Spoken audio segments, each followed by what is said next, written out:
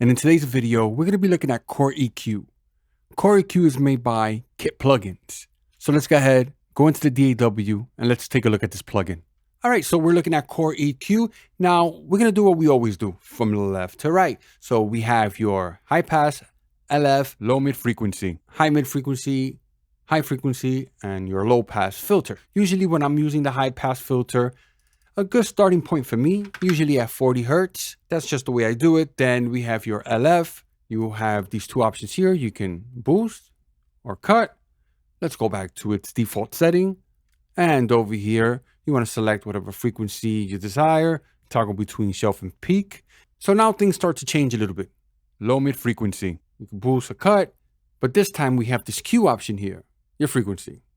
So it's basically the same thing as the previous one. Select the frequency, you boost it or cut, but you have your Q this time. So you can make that Q really sharp.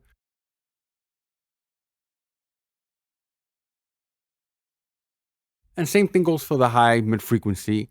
And then at the high frequency, we only have your frequency. Then at low pass, on off, the frequency, you can put a couple of these across your whole entire session and you're good to go. You can resize the plugin, which is always useful. You have the capability of bypassing the plugin. You have your output. And right here, the question mark, if you click that, it's going to take you to the manual. And next to that, it's going to take you to the website. Probably notice I'm using the VST version, but it does work with AAX. If you have the capability of using automation, go for it. Because usually I would tell you to highlight the item, Control Windows Alt. In the Pro Tools world, it's going to enable that option to automate the plugin. Not using Pro Tools, but it doesn't mean there's no automation. So over here, I got the automation window. Let's go ahead and select high pass frequency.